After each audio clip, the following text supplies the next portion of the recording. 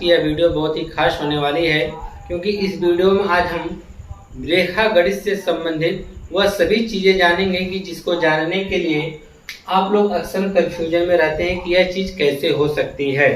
जैसे कि हम रेखाओं के बारे में संबंधित जानकारी लेंगे और साथ ही साथ हम यह भी देखेंगे कि इसमें कोण जो होते हैं वह किस प्रकार से, वह कितने प्रकार के बनते हैं, यानी कोण क्या होते हैं, वह कितने प्रकार के होते हैं। तो हमने कुछ कोणों के प्रकार और कुछ रेखाओं से संबंधित पॉइंटें ली हैं जो कि आज हम डिस्कस करने वाले हैं, ठीक है। और इनको हम बहुत ही बारीकी से समझेंगे, यानी यह कह सकते हैं कि हम शुरुआती लेवल से इसको हम समझाने का प्रयास करेंगे, आप लोगों को चित्र के माध्यम से आपको समझाएंगे, ठीक है। तो आइए, जैसे कि स्टार्टिंग इसका हम सबसे पहले इसका जो स्टार्टिंग होता है रेखागणित में वह होता है बिंदु से। क्या होता है? बिंदु से। कि बिंदु होता क्या है, पहले चीज हम यह जानेंगे कि बिंदु क्या होता है।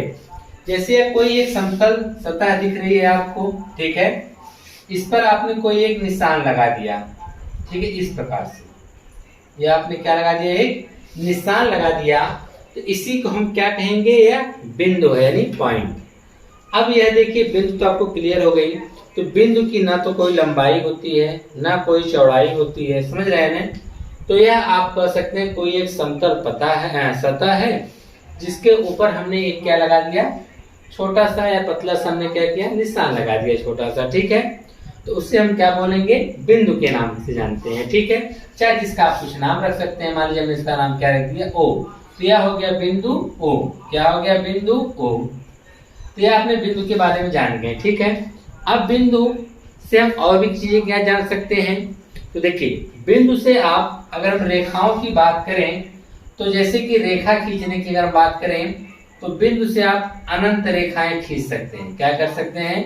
बिंदु से आप अनंत रेखाएं खींच सकते हैं। जैसे कोई एक बिंदु हो गया, अगर यहाँ से आप रेखा खींचना चाहें तो इस प्रकार से। अभी रेखा क्या होती है इसके ऊपर भी हम लोग डिस्कस करने वाले हैं, ठीक है। इस प्रकार जब आप खींचेंगे तो यह जो एक ही बिंदु से होकर हम ढेर सारी रेखाएं क्या कर सकते हैं? खींच सकते हैं इस प्रकार से। क्या देख रहे हैं? यह सब रेखाएं हैं, यह सब क्या है? रेखाएं हैं। यानी एक बिंदु से आप ढेर सारी यानी अनंत रेखाएं खींच सकते हैं। आपसे ऑप्शन में पूछा भी जाता है विकल्प में करके कि क्या एक बिंदु से कितनी रेखाएं खींची जा सकती हैं? कहेगा 1, 2, 3 और अनंत कहेगा। तो अनंत जब कहेगा तो आप यह जान जाइएगा कि एक बिंदु से आपके ढेर सारी रेखाएं खींची जा सकती हैं। तो यह हो गया आपका बिंदु, क्लियर है। अब बिंदु के बाद आपका अगला नंबर आता है किरण का। यह किरण क्या होती है, ठीक है। किरण में देखिए, हमने तो जाना यह बिंदु है। अगर यह बिंदु से कोई किरण यानी कोई रेखा या समझ लीजिए कोई लाइन अगर इस दिशा में यानी एक ही दिशा में जा रही हो और उस पे एरो का निशान बना हो, यानी वह दूर तक चली जाए, यानी यह देखिए जिसमें एरो का निशान बना होता है इसका मतलब है कि यह रेखाएं आगे की तरफ भी चलती चली जाएंगी। इसे हम क्या नाम देते हैं? किरण का नाम देते हैं। किसका नाम दिया जाता है? किरण का नाम दिया जाता है। जैसे मान लीजिए जहां से स्टार्ट हो रही वह बिंदु ए है, हमने कोई एक बिंदु क्या ले लिया? बी ले लिया, लेकिन फिर भी एरो का निशान एक ही तरफ है, तो आप कह सकते हैं कि यह किरण है। यानी यह एक ही दिशा में क्या हो रही है? बढ़ते हुए चली जा रही है और यह अनंत तक बढ़ते हुए जाएगी। कहां तक जाएगी? अनंत तक। यानी इसकी कोई माप नहीं कि कितनी दूर तक आप खींच सकते हैं, यह चलती चली जाएगी। जिस प्रकार से हम आपको बता दें एग्जाम्पल के स्वरूप, टार्च लिए हैं, मान लीजिए आपने टार्च ए से जलाना शुरू किया, ठीक है। अब एक टार्च की प्रकाश की रोशनी अगर आप खुले में जला रहे हैं तो इसका जो प्रकाश की रोशनी, जो इसकी प्रकाश किरणें कहाँ तक जाएंगी? अनंत दूरी तक जाएंगी, ठीक है। जैसे टार्च की क्षमता होगी, उसी प्रकार से अगर हम यहाँ पे इसको समझने का प्रयास करें कि बिंदु ए से इसके जब हम खींचेंगे प्रकाश किरणें, या किरण जो खींची जाएगी या रेखा वह अनंत तक चलती चली जाएगी, उसे हम क्या कहेंगे? किरण के नाम से जाना जाता है, ठीक है। और इसको व्यक्त करने के लिए आपको इस प्रकार से लिखेंगे ए बी के ऊपर इस प्रकार हम एरो का निशान बना देंगे। तो यह जानते हैं, यह व्यक्त करेगा कि ए बी एक किरण है।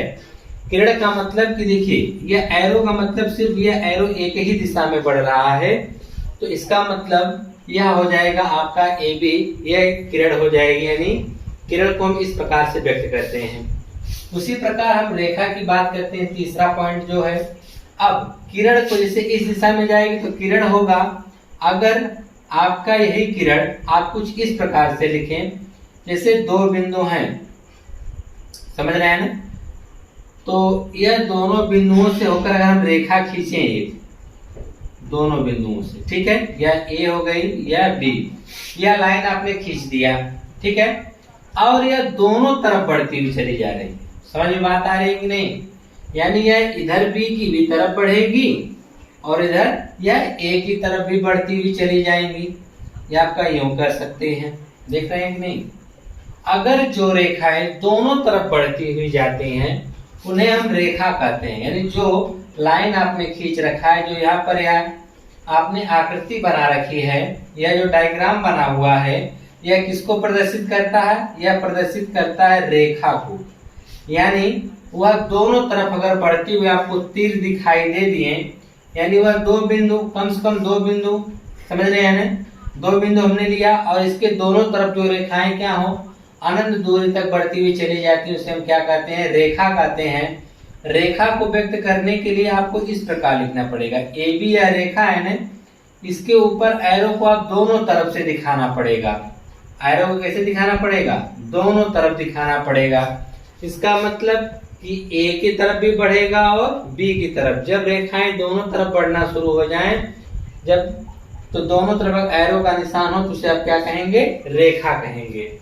अब रेखाखंड की बात आती है। रेखाखंड यानी आप कह सकते हैं कि जैसे यहाँ पर हमने दो बिंदु ले लिया है, यहाँ पर इस प्रकार से बिंदु ए और बिंदु बी। अब रेखाएं जो बिंदु ए से ना आगे बढ़ पाए और बी से ना, और इनका जो माप होता है आपको वह निश्चित होता है। इनकी माप क्या होती है? निश्चित होती है। इसे हम रेखाखंड का नाम देते हैं। क्या नाम देते हैं? रेखाखंड का नाम देते हैं। या यूं कह सकते हैं कि ए और बी के मध्य की जो दूरी होगी यह वाली, इसे हम रेखाखंड का नाम देंगे। किसको? ए और बी के मध्य दूरी को, ठीक है। तब यह दूरी को हम आगे नहीं बढ़ाएंगे, तब तो रेखाखंड कहलाएगा। अगर दोनों तरफ यह रेखाएं बढ़ना शुरू कर दें, अगर इन दोनों को तरफ आकृति या जो रेखा या लाइन जो आपने खींच रखा है, या दोनों तरफ अगर बढ़ने लगी तो उसको हम क्या का नाम देंगे? रेखा का नाम देंगे। अगर इनका मान यानी ए और बी, इनके दोनों तरफ अगर तीर का निशान नहीं है तो आप क्या बोलेंगे? रेखाखंड बोलेंगे। क्या बोलेंगे? रेखाखंड बोलेंगे। तो देखिए यह तीनों में अंतर समझिएगा, किरण, रेखा, रेखाखंड। और रेखाखंड को व्यक्त करने के लिए हम लोग इस प्रकार से व्यक्त करते हैं। ए बी के ऊपर एक ऐसे पाई लगा देते हैं जिसको आप बोलते हैं ए बी। तो देखिए किरण में क्या होता है? एक बिंदु से स्टार्ट होता है और इस तरह निकलते रहता है, यानी यह रेखा जो है लाइन आगे बढ़ती रहती है। इसे नाम दिया गया किरण का। क्या नाम दिया गया? किरण का। व्यक्त करने का तरीका ए बी के ऊपर इस प्रकार एरो लगा देंगे, ठीक। उसके बाद आपको बताया गया कि यह देखिए दो बिंदु हैं और दो बिंदुओं की माप जो होती है निश्चित है, ठीक है। इनको आगे पीछे नहीं बढ़ाया जा सकता, जिसे हम कहेंगे रेखाखंड। क्या नाम देंगे? रेखाखंड। इसको व्यक्त करने के लिए इस प्रकार का हम प्रयोग करेंगे, ठीक है। और उसके बाद रेखा की अगर हम बात करें कि रेखा को अगर आप दोनों तरफ बढ़ाना शुरू कर दें, ए के तरफ है और बी के भी तरफ, तो यह आपकी क्या कहलाएगी? रेखा कहलाएगी। क्या कहलाएगी? रेखा। और रेखा को व्यक्त करने के लिए ए बी के ऊपर दोनों तरफ एरो का निशान हम दिखाएंगे, ठीक है। तो यह हो गया चीजें। तो आपने पहचान लिया कि किरण क्या होता है, रेखाखंड क्या होता है। रेखा, किरण जो एक ही दिशा में बढ़ती है, रेखा जो होती है दोनों दिशाओं में बढ़ती रहती है। रेखाखंड जो होता है दो बिंदुओं की एक निश्चित माप होती है, उसको हम बढ़ा घटा नहीं सकते हैं, तो वह क्या कहलाता है? रेखाखंड। यह भी अनंत तक जाती है, यह भी अनंत तक जाती है। इसको हम पेपर पे नहीं प्राप्त कर सकते हैं, इसको भी हम नहीं प्राप्त कर सकते, सिर्फ प्रदर्शित कर सकते हैं। लेकिन ए बी को हम प्राप्त कर सकते हैं क्योंकि यह हमको पता है कितना इसकी माप होगी। इसकी माप नहीं पता है, इसकी भी माप नहीं पता है। ठीक है, तो आपने 3-4 चीज जान चुके हैं। बिंदु देखा, किरण देखा, रेखा देखा, आपने रेखाखंड देखा। अब बात आती है संरेख बिंदु कि संरेख बिंदु क्या होता है। तो आइए इसको हम समझा देते हैं। जैसे आपने कोई एक रेखा खींचा, ठीक है, और इसी रेखा पर आपने कहा बिंदु ए भी है, बिंदु बी भी है, और इसी भी बिंदु क्या आ गया, सी आ गया। तो एक ही रेखा पर 2 या 2 से अधिक बिंदु जब आए और वह सब के सब इसी रेखा पर हो वह सभी बिंदु, तो उसे हम कहते हैं संरेख बिंदु। क्या कहते हैं, संरेख बिंदु के नाम से जाना जाता है। यानी हम यह कहेंगे कि जब 2 या 2 से अधिक बिंदु एक ही रेखा पर आए, तो मान लीजिए एक बिंदु आप डी भी ले सकते हैं, अगर इसी पे चारों बिंदु हैं तो उसे आप क्या बोलेंगे, संरेख बिंदु बोलेंगे। क्या बोलेंगे, संरेख बिंदु बोलेंगे। और असंरेख बिंदु, अगर इस पर चारों बिंदु, मान लीजिए 3 ही बिंदु की अगर हम बात कर रहे हैं, अगर तीनों बिंदु जो सी है आपका इस पर ना होकर कहीं और है, मान लीजिए सी यहाँ पर है, समझ रहे हैं ना कि यह जो बिंदु है सी इस रेखा पर नहीं स्थित है, तो उसे हम क्या कहेंगे, असंरेख बिंदु है। क्या बोलेंगे, असंरेख बिंदु है। अगर रेखा पर हुआ इसी रेखा पर तब तो संरेख बिंदु हुआ, अगर इस रेखा पर नहीं है तीसरा बिंदु तो हम कहेंगे यह कौन सा बिंदु है, असंरेख बिंदु है। तो असंरेख बिंदु से अगर हम निर्माण करने की बात करें तो आप यह कह सकते हैं, अगर तीनों को अगर मिलाएं तो इस प्रकार से एक त्रिभुज का निर्माण कर देते हैं। अगर तीनों बिंदु को अगर हम मिलाने लगे तो किसका निर्माण करते हैं, त्रिभुज का निर्माण करते हैं। असंरेख बिंदु अगर 3 बिंदु हैं, ठीक है, अगर 3 बिंदु हैं उनमें से एक कोई बिंदु रेखा से ऊपर या नीचे हो तो वह अगर उनको मिलाएं तो वह त्रिभुज का निर्माण करते हैं। ठीक है, तो ये आगे की चीज है, तो आप ये जानते रहिए। ठीक है, अगर तीनों एक ही रेखा पर हैं तब तो हम कहेंगे संरेख हैं। कोई जरूरी नहीं कि 3 ही हो सकते हैं, ठीक है, 3 से अधिक भी हो सकते हैं। और असंरेख क्या होता है कि अगर वह रेखा पर है तो संरेख है, अगर रेखा पर नहीं है वे बिंदु तो क्या कहलाएंगे, असंरेख कहलाएंगे। ठीक है, अब हम बात करते हैं समांतर रेखा क्या होती है। ठीक है, रेखा के बारे में हम लोग तो पढ़ चुके हैं, अब हम देखेंगे समांतर रेखा क्या होती है। तो समांतर रेखा देखिए बहुत सिंपल सी बात है। तो हमने एक रेखा खींच रखा है जिसका हमने नाम दे रखा है ए बी, और एक बात का याद रखिएगा कि एक रेखा पर अनेकों बिंदु हो सकते हैं। अगर ढेर सारे बिंदु जाएंगे तो क्या कहलाएंगे, संरेख बिंदु कहलाएंगे। ठीक है, और एक रेखा तो हमने ए बी खींच लिया, इसी के जैसी एक रेखा ठीक हमने नीचे खींचा, उसको हम बोलेंगे सी और डी। क्या बोलेंगे, सी डी रेखा है। यह आपकी ए बी रेखा है और यह आपकी कौन सी रेखा है, सी डी। एक चीज का अगर हम ध्यान देंगे कि इनके बीच के जो गैपिंग है, जो दूरी है, अगर इस सिरे पर जितनी है उतने इस सिरे पर भी है तो आप कहेंगे इसे यह समांतर रेखाएं हैं। मतलब कि इनके बीच की दूरी जो होनी चाहिए वह सभी बिंदुओं पर समान होनी चाहिए। चाहे आप यहाँ पर नापें, यहाँ पर नापें या यहाँ पर, क्या होनी चाहिए, समांतर होनी चाहिए। समांतर मतलब समान होनी चाहिए। अगर मान लीजिए कि हमने मान लिया यहाँ नापा और एक रेखा, दोनों रेखाएं खींचे हैं, अगर यहाँ पर इनके बीच की जो गैप है या दूरी 5 सेंटीमीटर का है तो यहाँ पर भी कितने का होना चाहिए, 5 सेंटीमीटर का। अगर यहाँ पर भी हम नापे तो कितना होना चाहिए, 5 सेंटीमीटर ही होना चाहिए। तो इससे यह निकल कर आता है कि इसके सभी बिंदु पर अगर आप कहीं भी नाप के देखेंगे तो इन दोनों बिंदुओं पर अगर हम देखेंगे कि इनके बीच की जो दूरी होनी चाहिए वह समान है। वह क्या है, समान है। इसे हम बोलेंगे समांतर रेखा। लिखेंगे इस प्रकार से, ए बी जो है वह समांतर है किसके, सी डी के। ए बी जो समांतर है वह किसके है, सी डी के समांतर है। इस प्रकार से इसे हम समांतर रेखा बोलेंगे कि ऐसी दो रेखाएं जिनके बीच का अंतर क्या हो, समान हो, उनके बीच की दूरी का अंतर क्या होना चाहिए, समान होना चाहिए। उसे हम क्या बोलेंगे, समांतर रेखा बोलेंगे। तिर्यक रेखा क्या होती है, तिर्यक रेखा का मतलब कि दो रेखाएं होती हैं और वह किसी दूसरी रेखा को, यानी जो दो रेखाएं होती हैं एक दूसरे को किसी बिंदु पर क्या करती हैं, काट देती हैं। समझ रहे हैं ना, या तिर्यक रेखा हो गई। और इस बिंदु को हम लोग बोलते हैं, जहां पर काटते हैं उसे बोलते हैं प्रतिच्छेद बिंदु। क्या नाम दिया जाता है? प्रतिच्छेद बिंदु का नाम दिया जाता है। अगर आपसे कोई पूछे तिर्यक रेखाएं कितने बिंदुओं पर काटती हैं, तो तिर्यक रेखा मात्र एक बिंदु पर काटती हैं और उस बिंदु को हम लोग कहते हैं प्रतिच्छेद बिंदु।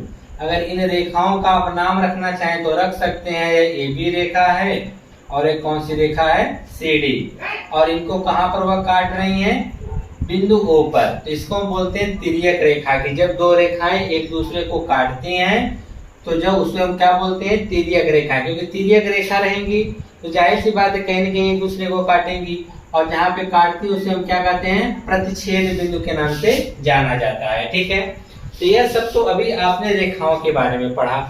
अब बात आती है कोण के बारे में कि कोण क्या होता है। तो ठीक है, तो चलिए कोण हम लोग देख लेते हैं कि कोण क्या होता है। देखिए, कोण के बारे में आप लोगों ने बहुत पढ़ा होगा।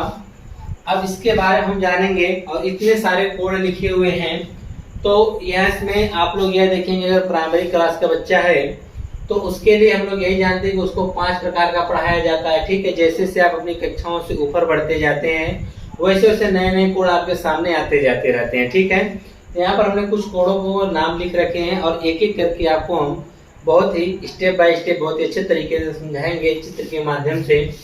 जैसा कि कोण के बारे में हम जान लेते हैं कि कोण होता क्या है।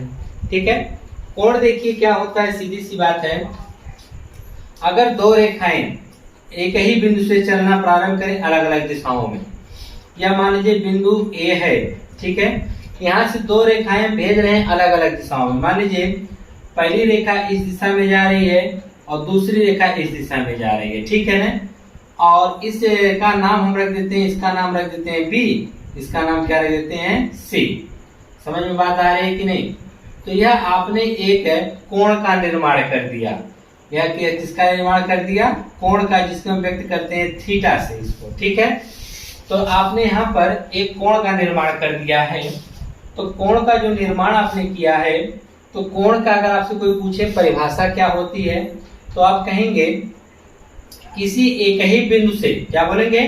किसी एक ही बिंदु से दो अलग अलग दिशाओं में, एक ही बिंदु से दो अलग अलग दिशाओं में जाने वाली जो किरणें होती हैं उनके बीच का जो झुकाव होता है वही हमारा क्या कहलाता है? कोण कहलाता है। फिर सुनिएगा क्या बोलेंगे कि एक ही बिंदु से दो अलग अलग दिशाओं में जाने वाली, क्या बोलेंगे? रेखा बोलेंगे, गलत हो जाएगा। रेखाखंड बोलेंगे, गलत हो जाएगा। क्या बोलना पड़ेगा? किरण बोलना पड़ेगा। ठीक है, क्योंकि यह किरण का आकृति है। किरण जो होता है एक ही बिंदु से स्टार्ट होता है, जिसे हम प्रारंभिक बिंदु कहते हैं, और वह अनंत तक जाता है, उसे हम क्या बोलते हैं? किरण बोलते हैं। तो देखिए इसका प्रारंभिक बिंदु क्या है? A है। A से स्टार्ट होने और ये अनंत तक जाएंगी। कहाँ तक जाएंगी? अनंत तक जाएंगी। तो इनके बीच का जो झुकाव होता है वही हमारा क्या कहलाता है? कोण कहलाता है। यह कई प्रकार के होते हैं। ठीक है, जैसे हम कुछ कोणों के बारे में आपको यहाँ पे बताते हैं। या तो कोण आपको क्लियर हो गया होगा कि किसी एक ही बिंदु से चलने वाली दो प्रकाश किरणें अलग अलग दिशाओं में, ठीक है, चलती हैं, तो उन दोनों किरणों के बीच का जो झुकाव होता है उसे हम कोण कहते हैं। ठीक है, और एक कोण जो होते हैं कई प्रकार के होते हैं। ठीक है, आइए अब हम एक एक करके सभी कोणों के बारे में जानते हैं। जब कई प्रकार के होते हैं तो इनका जो सबसे पहला नाम आपके सामने दिया गया है वह है शून्य कोण। शून्य कोण क्या होता है? जैसे मान लीजिए कि यह बिंदु A है, आपने एक किरण ऐसे खींच दिया, इसका नाम आपने यहाँ पे क्या ले लिया? B। बात समझिएगा, ठीक। और दूसरा भी जो आप भेज रहे हैं इसी पर ही वह जा रहा है। दूसरी भी किरण जो है आपकी इसी भी जा रही है, इसी भी आप लोग कह सकते हैं इसी रेखा पर ही जा रही है। तो इनके बीच का जो झुकाव होना चाहिए वह 0 होगा। वह क्या होगा? 0 होगा। और आपने कोण में यह पढ़ा था कि जो वह अलग अलग दिशाओं में जाते हैं उनके बीच का झुकाव कोई जरूरी नहीं है, यह इसके ऊपर समांतर भी तो हो सकती हैं, ठीक इसी के ऊपर भी तो जा सकती हैं। तो उसे हम बोलते हैं शून्य कोण, क्योंकि इनके बीच का जो झुकाव है वह 0 अंश है। उसे हम बोलते हैं शून्य कोण। क्या बोलते हैं? शून्य कोण। यानी ये दोनों कोण जो रेखाएं होती हैं वह एक ही दिशा में जब जा रही हैं उसे हम क्या बोलेंगे? शून्य कोण बोलेंगे। ठीक है। और कोण में जो हमने आपको पढ़ाया अभी को, यह बिंदु ए है और दो किरणें यहाँ से निकल रही अलग अलग दिशाओं में। तो ये इसलिए बताया ताकि यह चीजें आपको स्पष्ट हो सके। और आपको कभी भी शून्य कोण के बारे में नहीं बताया जाता है, वह इसलिए क्योंकि इसमें दोनों रेखाएं एक ही दिशा में जाती हैं और इनके बीच का झुकाव 0 होता है, इसलिए इसे शून्य कोण कहा जाता है। इसलिए आपको अक्सर कहीं लिखा हुआ मिलता नहीं है। जल्दी आपको जब भी स्टार्ट किया हुआ मिलता है वह कहाँ से मिलता है? न्यून कोण से मिलता है। कहाँ से मिलता है? न्यून कोण से मिलता है। तो आप शून्य कोण भी जानते रहिएगा कि इसमें दोनों किरणें जो होती हैं एक ही दिशा में होती हैं, जिसके कारण उनके बीच का झुकाव 0 अंश होता है। उसे हम क्या कहते हैं? शून्य कोण के नाम से जानते हैं। अगला जो नंबर आपका सामने है, न्यून कोण क्या होता है? ठीक है। तो हम मान लेते हैं कि यह कोई बिंदु ए है, एक किरण इस प्रकार से जा रही है, इसको हमने बी का नाम दे दिया। ठीक है। और शर्त क्या होती है न्यून कोण की? कि जो न्यून कोण है, मान लीजिए न्यून कोण को हम x से व्यक्त करेंगे। ठीक है। यानी न्यून कोण जो होना चाहिए वो 0 से तो बड़ा होना चाहिए और जो 90 अंश से क्या होना चाहिए? छोटा। इसका मतलब क्या हुआ? यहाँ पर x लिखने का मतलब यह हुआ कि वह जो भी हो सकता है 0 से बड़ा होना चाहिए और 90 से क्या होना चाहिए? छोटा होना चाहिए। ठीक है। और यह जो बड़े बच्चे वो समझ रहे होंगे, जो छोटे बच्चे हैं उनके लिए सिर्फ इतना ही जानना काफी है कि जो कोण 0 से बड़ा होता है और 90 से छोटा होता है, 0 से बड़ा और 90 से छोटा होता है, उसे हम क्या कहते हैं? न्यून कोण। ठीक है। जो इस प्रकार से हम इसकी आकृति को बना सकते हैं। और यहाँ पे यह देखेंगे, अगर 0 होगा तो इस रेखा पर होगा, अगर जरा से भी इससे उठा देंगे तो 0 से क्या हो जाएगा? बड़ा हो जाएगा। और इस प्रकार नहीं होना चाहिए। यह देख रहे हैं, यह जो आकार है 90 अंश के कोण का है। यानी सीधा अगर यह एक ऐसे हो जाए और दूसरा ऐसे, समझ बात है? ये 90 अंश का है तो इसके थोड़ा सा झुका होना चाहिए। समझ रहे हैं? 90 अंश से क्या होना चाहिए? कम। तो उसे हम बोलेंगे न्यून कोण। क्या बोलेंगे? न्यून कोण कहेंगे। यानी 90 से, या देखो ऐसे हो गया या इस प्रकार, यह जो डॉटेड लाइन हमने यह बना रखा है यह आपको व्यक्त करता है कि हम 90 अंश के कोण पर है। कितने अंश के कोण पर है? 90 अंश का कोण इस प्रकार होता है। यह देखिए 90 अंश का कोण हो गया। ठीक है। लेकिन आपका जो कोण होना चाहिए इस 90 से थोड़ा सा क्या होना चाहिए? कम होना चाहिए। यानी 90 से कम होगा और 0 से बड़ा होगा तो उसे क्या बोलेंगे? न्यून कोण। बाकी ये बच्चे समझ रहे होंगे कि x क्या है। x का मतलब यही हो गया कि x का कुछ भी आप रख सकते हैं, 10 अंश, 20 अंश, 30 अंश, 40, 50, 60, 70, जो भी मन है वहाँ पे आप रख सकते हैं। ठीक है। तो 0 से बड़ा और 90 से छोटा कोण क्या कहलाता है? न्यून कोण कहलाता है। क्या कहलाता है? न्यून कोण। अब बात आती है समकोण क्या होता है? ऐसा कोण जिसका मान सिर्फ 90 अंश हो। कितना होना चाहिए?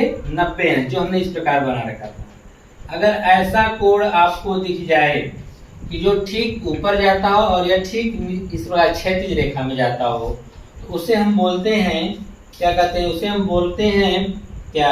90 समकोण कोण। क्या बोलते हैं? समकोण कोण। यानी ऐसा कोण जो 90 अंश का हो, ऐसा कोण जो 90 अंश का हो उसे हम क्या बोलते हैं? समकोण के नाम से जानते हैं। किस कोण के नाम से जानते हैं? समकोण। अधिक कोण क्या होता है? बस यह 90 है ना, 90 से थोड़ा सा मान इसका क्या करेंगे? बढ़ा देंगे, 90 से बड़ा कर देंगे और इसको अगर हम सीधा इस प्रकार कर दें तो यह हो जाता है 180 का। अगर आप इस प्रकार से एक रेखा खींचे हैं और हम बात करेंगे तो यह जो टोटल कोण होता है 180 का, यानी 90 से बड़ा होना चाहिए। ये देखिए डॉटेड, यह जो 90 अंश का है और यह क्या है? 180 का है। समझ में बात आ रही है ना? अगर सीधी बात करेंगे तो 180 होगा और ऐसे बात करेंगे तो कितने का होगा? 90 का। तो इन्हीं के बीच यानी 90 से बड़ा और 180 से क्या होना चाहिए? छोटा। यानी यहाँ से यहाँ तक, समझ रहे हैं ना? जो है मार्कर घूम रहा है, अगर इनके बीच का कोई कोण है तब तो वह कहलाएगा आपके लिए अधिक कोण कहलाएगा। क्या कहलाएगा? अधिक कोण। यानी 90 से आपका बड़ा होना चाहिए और 180 अंश से छोटा होना चाहिए। 90 से बड़ा 180 से छोटा वह क्या कहलाता है? अधिक कोण। आप लोग कापी पेन लेके लिखते जाइए कौन सा कोण कितने कितने अंश के बीच में पाया जाता है। तो आप शून्य कोण कहेंगे कि जिनके बीच का झुकाव 0 होता है उसे न्यून कोण कहते हैं। जो कोण 0 से बड़ा 90 से छोटा होता है न्यून कोण, जो 90 का होता है सम कोण, और जो 90 से बड़ा और 180 से छोटा होता है उसे अधिक कोण के नाम से जानते हैं। ऋजु कोण क्या होता है? हम ऋजु कोण के बारे में आपको बता दें कि ऐसा कोण जिसका मान 180 अंश होना चाहिए। कितना होना चाहिए? यह कोण देख रहे हैं ना, एक सीधी रेखा होनी चाहिए। समझ में बात आ रही है कि नहीं? और यहाँ पर एक कोई बिंदु है और इस बिंदु के चारों तरफ आप देख रहे हैं इनका जो झुकाव होना चाहिए रेखाओं का इस प्रकार से। दोनों रेखाएं जब इस प्रकार से चलना शुरू हो, बिंदु O से चल रही है लेकिन यह इस दिशा में जा रही है और दूसरी रेखा इस दिशा में जा रही है। सॉरी, रेखा नहीं, किरण कहेंगे। क्या कहेंगे? किरण कहेंगे। तो जब ये किरण दोनों अलग अलग दिशाओं में चलती हैं तो इनके बीच का अगर हम झुकाव देखते हैं तो इस प्रकार से मिलता है, जो कितने का होता है? 180 अंश का। जब दो किरण एक दूसरे के ठीक विपरीत चलेंगी तो वह कितने अंश का कोण का निर्माण करेंगी? 180। तो इस प्रकार के कोण को हम बोलते हैं ऋजु कोण। क्या बोला जाता है? ऋजु कोण। जब दो किरणें एक दूसरे के ठीक विपरीत चले तो उन्हें हम क्या बोलते हैं? ऋजु कोण के नाम से जानते हैं। अब बात आती है बृहद कोण या परिवर्ती कोण। क्या आता है? बृहद कोण या परिवर्ती कोण क्या होता है?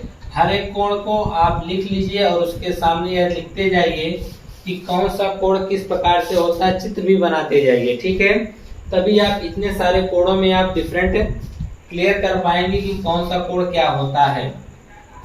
बृहद कोण या परिवर्ती कोण, यह जो कोण होता है वह 180 से तो बड़ा होता है लेकिन 360 से क्या होता है?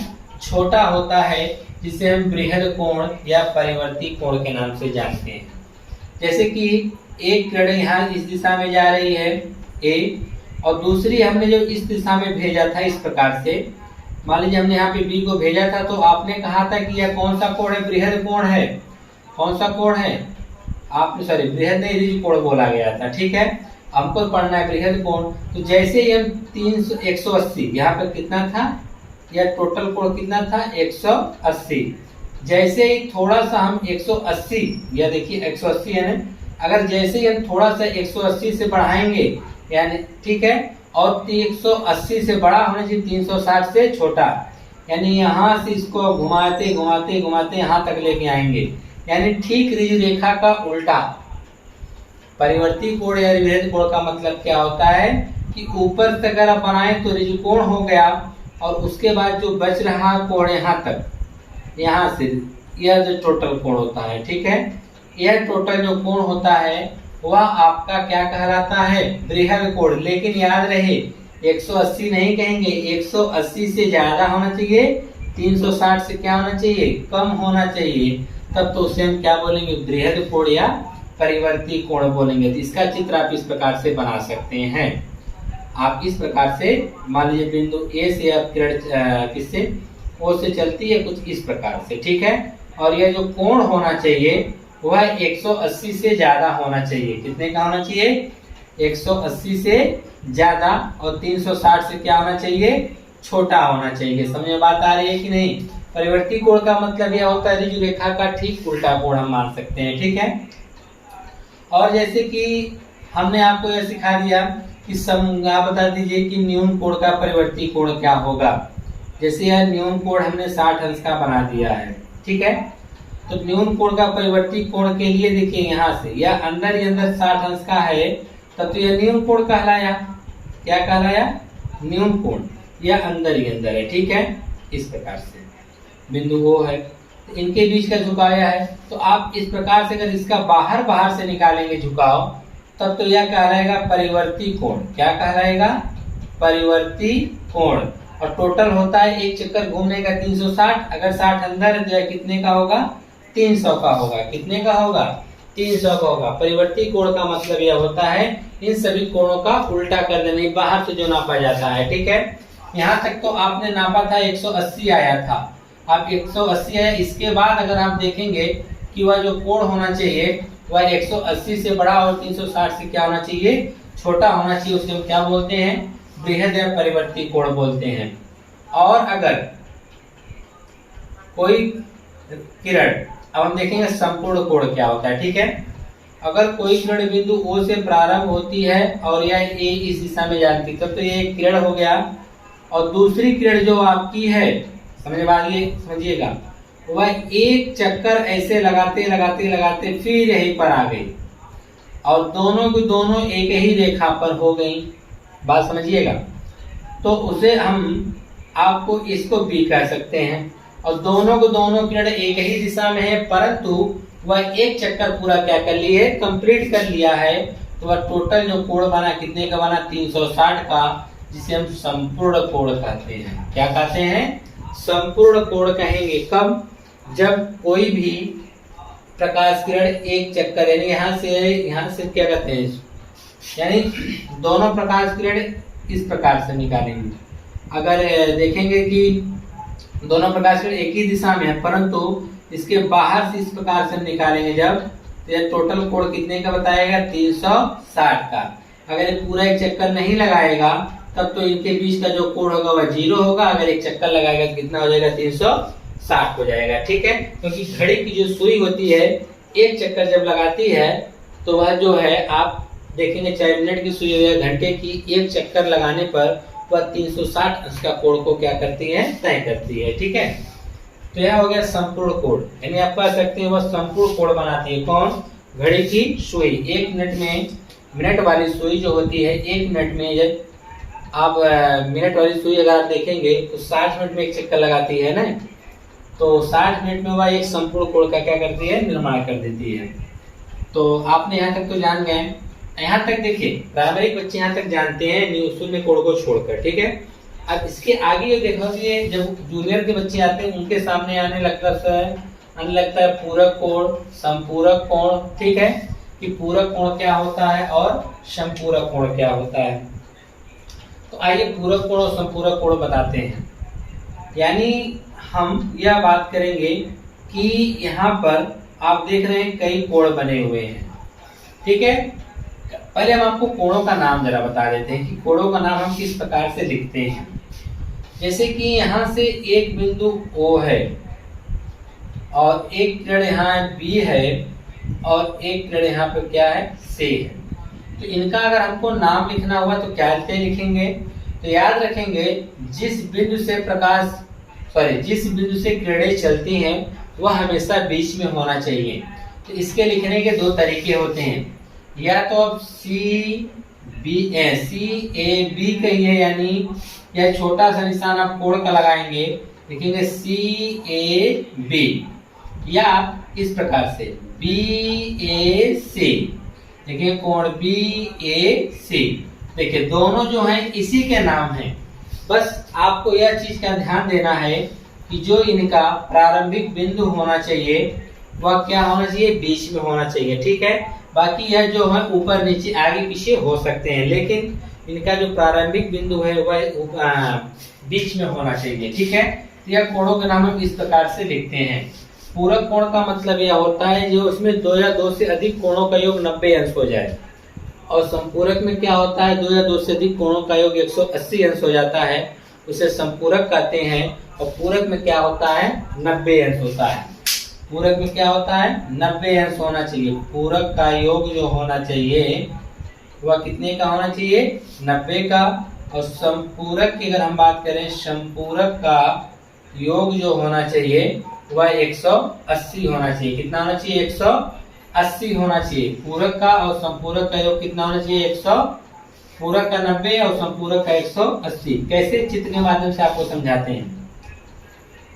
जैसे कि हमने यह इस प्रकार से बना लिया है, ठीक है, यहाँ पर।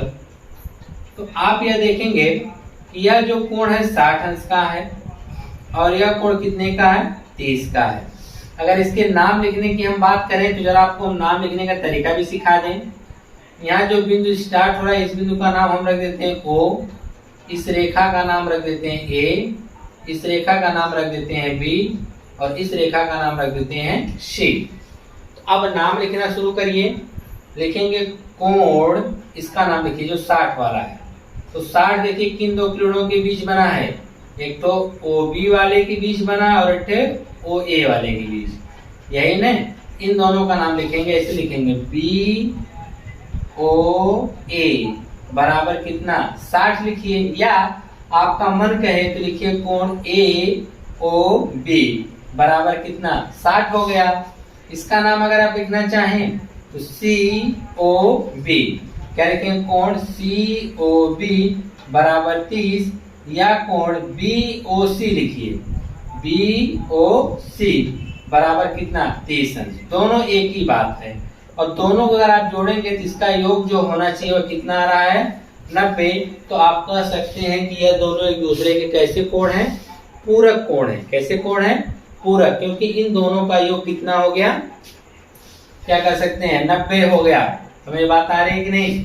अगर आप चाहें इसको और भी डिफाइन इस प्रकार से कर सकते हैं, इसमें 3 कोण हो जाएगा। चलिए इसका नाम हम रख देते हैं D कर देते हैं, यह बिंदु हो जाएगा। तो यह वाला आपका मान लेते हैं 15 होगा, यह वाला कितना होगा आपका 45 होगा। तो 3 कोण हो गए ना, तीनों को हमने जोड़ा तब भी 90 आया। तो हम कहेंगे यह क्या है, एक दूसरे के पूरक कोण है। क्या है, पूरक कोण है। अब संपूरक में भी सेम सिचुएशन यही होती है, बस उसमें क्या होता है कि उसका जो योगफल जो इसमें 90 आ रहा है, उसमें उसका योगफल कितना आना चाहिए 180 अंश आना चाहिए। कितना आना चाहिए 180 अंश आना चाहिए। जैसे कि बिंदु A है, O से यह आपकी रेखा A गई और दूसरी रेखा यहाँ पर हमने खींच दिया, और ये टोटल कोण कितने का है 100 का है, और यहाँ से यहाँ तक जो कोण है वह 80 अंश का है। समझिएगा, यह इसे एग्जाम्पल आपको समझाने के लिए है। और इस गण को नाम B का दे दिया, इस गण का नाम हमने किसका दे दिया C का। तो आप यह देखेंगे कि इन दोनों का जो योग है वह कितना आ रहा है, जो 100 और 80 का योग हमको मिल रहा है कितने का आ रहा है 180 अंश का आ रहा है। इसे हम क्या बोलेंगे, संपूरक कोण का नाम देंगे। क्या नाम देंगे, संपूरक कोण का नाम दिया जाएगा। ठीक है, आप चाहें तो इसी में आप एक कोण और बना सकते हैं। जब तो 2 कोण है ना, 2 से अधिक भी कोण रहेंगे कोई दिक्कत नहीं है, बस उनका योग 180 अंश होना चाहिए। आपने इस प्रकार बना दिया तो यह आपका हो गया 60, यह हो गया 40, और इस कोण का नाम हमने रख दिया E। इस रेखा का नाम, किरण का नाम E या D रख तो कोई दिक्कत नहीं है, तो अपने ऊपर है। तो आप देखेंगे 40 60 40 100 180 कितना हो गया 180। तीनों कोणों का योग 180 हो गया। तो हम यही कहेंगे कि ये क्या है, एक दूसरे के संपूरक कोण है। समझ में बात आ रही है कि नहीं। अगर योग 90 हुआ तो पूरक, संपूरक कोणों का योग कितना होता है 180, पूरक का होता है 90। अब हम बात करते हैं आसन्न कोण। अब देखिए यह जो होता है हाई स्कूल के बच्चों को पढ़ाया जाता है कि आसन्न कोण क्या होता है। जैसे 9वीं के बच्चे हो गए, ठीक है, इन लोगों को बताया जाता है कि आसन्न कोण क्या होते हैं। तो आसन्न कोण देखिए क्या होते हैं। तो आसन्न कोण देखिए यह होता है कि इनमें जिनका शीर्ष एक हो और उन दोनों कोणों में आप यह कह सकते हैं कि एक भुजा उभयनिष्ठ होनी चाहिए। एक भुजा क्या होनी चाहिए, उभयनिष्ठ मतलब कॉमन होनी चाहिए, और इनका शीर्ष एक ही होना चाहिए। तो ऐसे कोणों को हम लोग कहते हैं आसन्न कोण। चित्र बना के बता दें आपको इस प्रकार से, यह देख रहे हैं, यह अगर हम इन कोणों का नाम लिख देते हैं तो और आपको आसानी होगी समझाने में। तो चलिए वो भी कर देते हैं आपके लिए इस प्रकार से। यह एक कोण है और यहाँ से यह अलग, तो यह हो जाएगा आपका A, यह हो जाएगा आपका B, और यह आपका हो जाएगा C, और यह बिंदु आपका क्या हो जाएगा O। देखिए इनके दो यहाँ पे 2 कोण बन रहे हैं, एक कोण यहाँ पर बन रहा है और दूसरा कोण यहाँ पर बन रहा है। ठीक है, 2 कोण बन रहे हैं और दोनों कोणों में आप देखेंगे कि यह जो OB भुजा है यह उभयनिष्ठ है। बिना इसकी सहायता से 2 कोण अलग नहीं हो सकते हैं, और इनका जो प्रारंभिक बिंदु है वह O है और इनका जो कॉमन बिंदु है वह क्या है, O है। तो इस प्रकार के जो कोण बने उसे हम क्या कहते हैं, आसन्न कोण कहते हैं। यानी अगर हम देखें कि ऐसा कोण जिसकी जो शीर्ष बिंदु, इसको हम क्या बोलते हैं, शीर्ष बिंदु बोला जाता है इसको, ठीक है।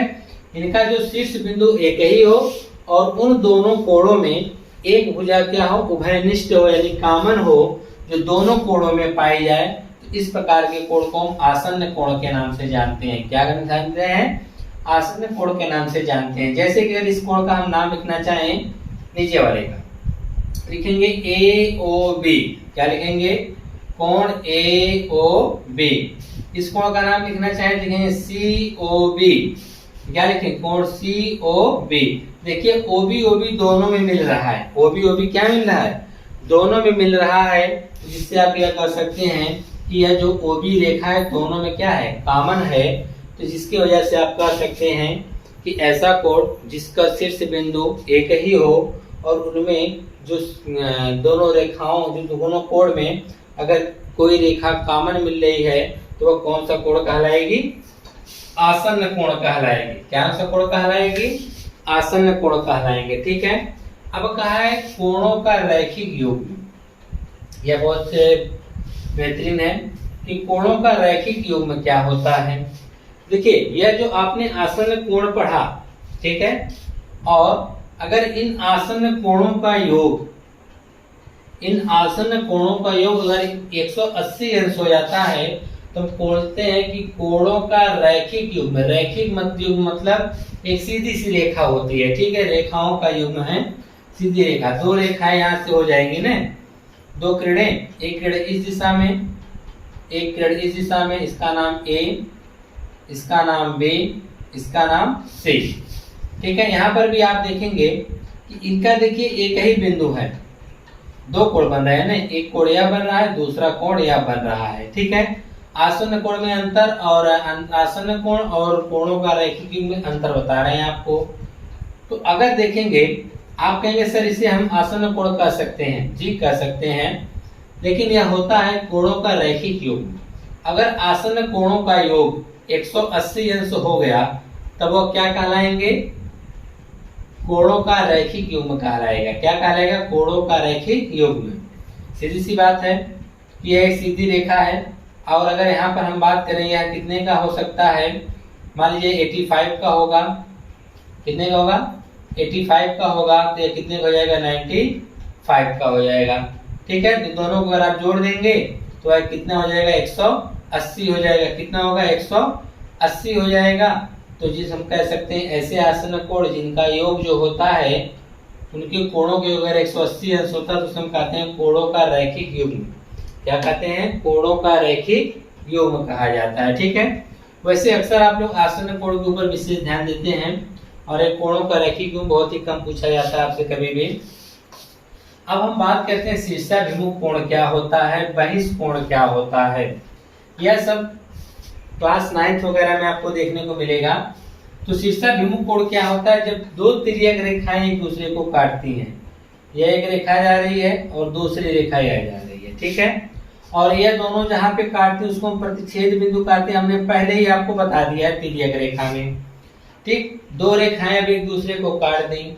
अब यहाँ पर देखिए इसका हम नाम रखते हैं, यह हो गया A, यह हो गया B, यह हो गया आपका C और यह हो गया आपका D।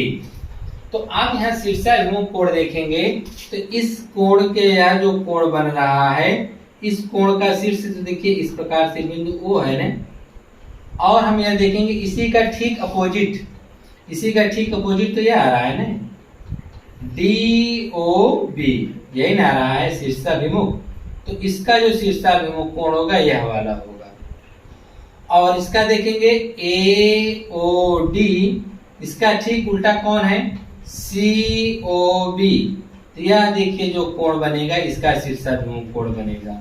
अगर आप कोण का नाम लिखना चाहें, और शीर्षाभिमुख कोण बराबर भी होते हैं, लिखेंगे कोण AOC, क्या लिखेंगे, AOC बराबर होगा, इसका ठीक उल्टा यह होगा, इसका नाम लिखिए BOD या DOB, लिखते हैं कोण BOD, क्लियर है।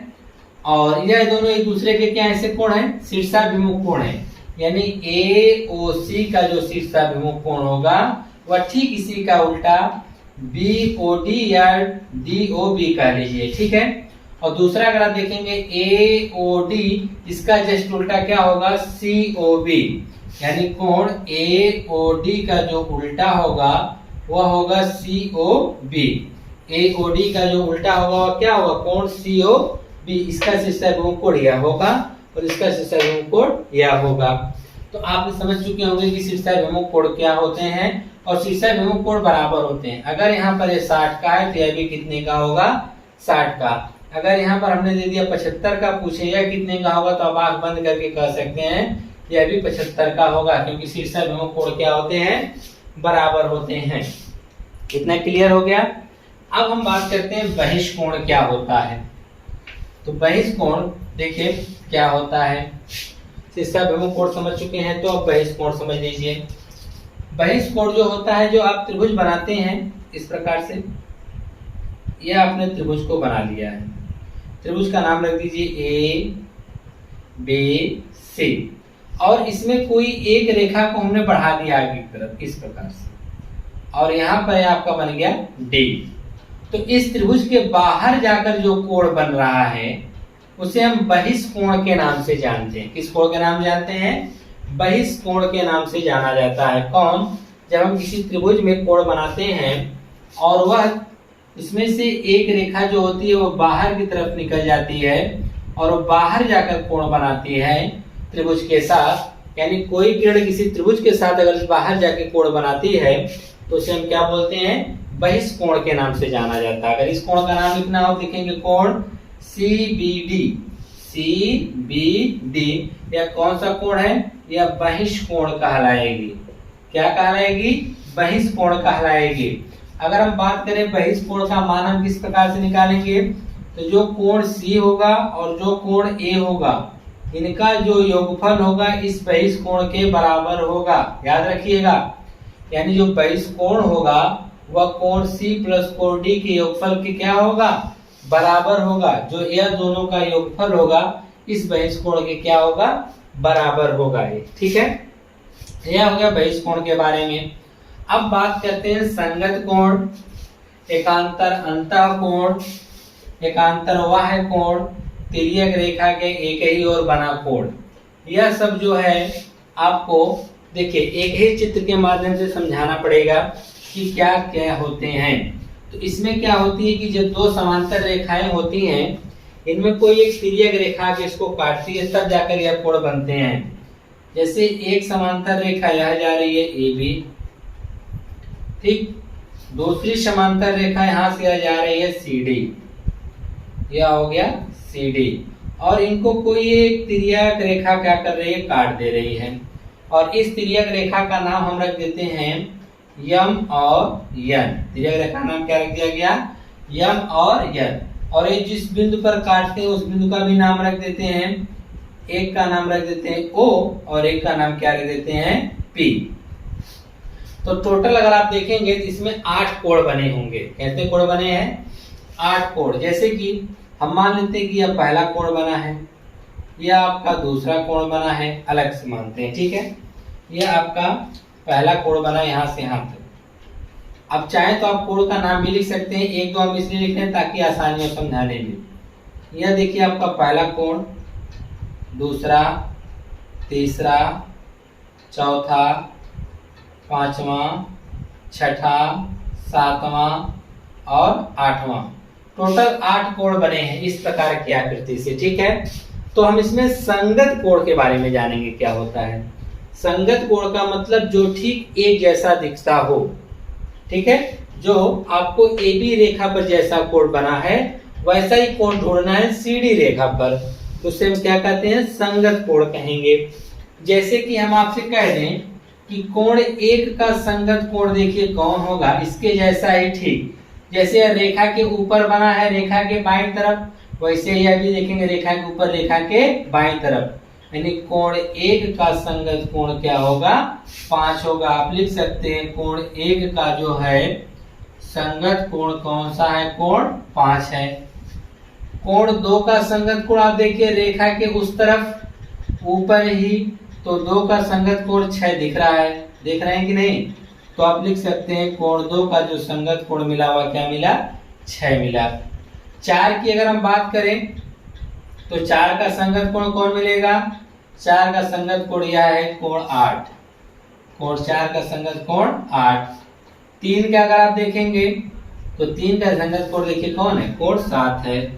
कोण 3 का जो संगत कोण होगा 7। यह सब के सब संगत कोण है, यानी जो हमने AB रेखा पे जैसा कोण देखा वैसा ही कोण हमने CD रेखा पर खोजा।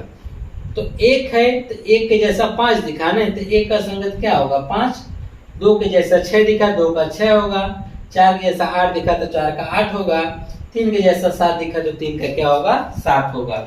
यह सब के सब कैसे कोण हैं, संगत कोण है। कैसे कोण है, संगत कोण है। तो आपको संगत कोण समझ में आ गया होगा। अब हम बात करते हैं एकांतर अंतः कोण क्या होते हैं।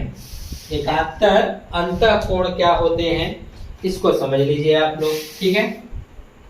सब आप लोग नोट करते जाइएगा, तभी आप इतने सारे कोणों में क्या अंतर होता है, इनका चित्र किस प्रकार से बनता है, तभी आप अंतर उसमें स्पष्ट कर पाएंगे। एकांतर अंतः कोण क्या होता है इसके बारे में जान लीजिए।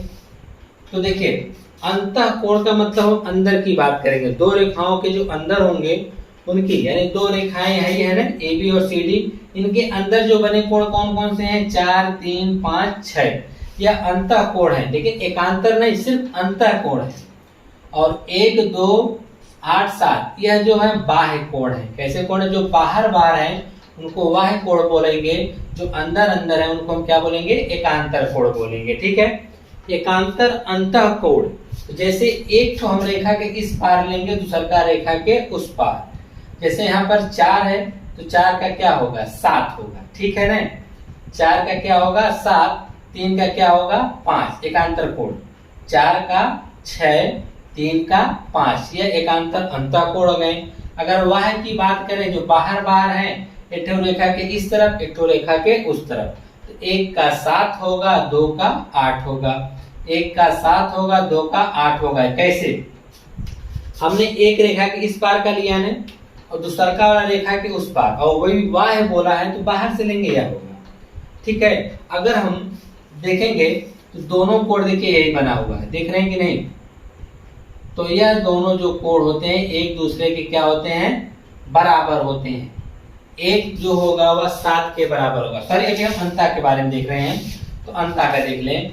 यह जो 4 आपने यहाँ पे देख रहे हैं ना, 4 का एकांतर हमको क्या मिला है 6, तो एकांतर अंतः कोण यहाँ पे लिख देते हैं, एकांतर अंतः कोण।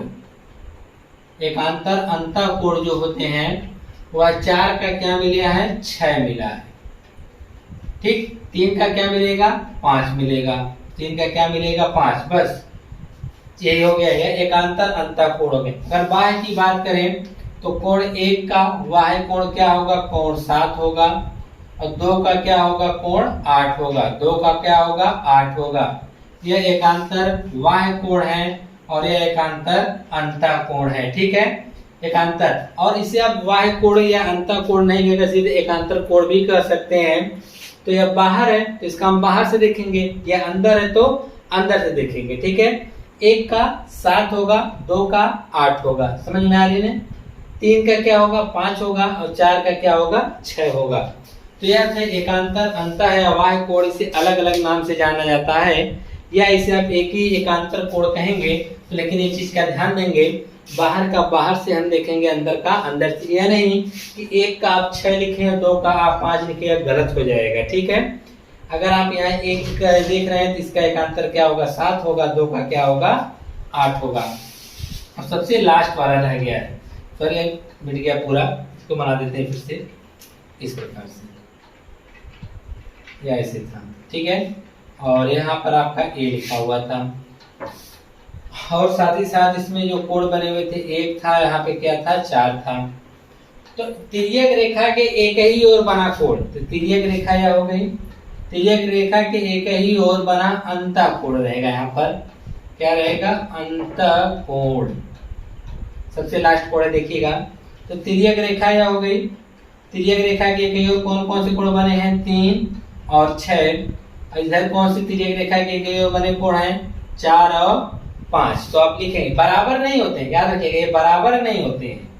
खाली अंतःकोण की पहचान पूछा एक ही, और 3 और क्या है 6 है, 4 और 5 है। 4 और 5 यह तिर्यक रेखा के एक ही ओर बने अंतःकोण है। इस प्रकार से आपने यह देखा कि रेखाएं और कोणों के बारे में।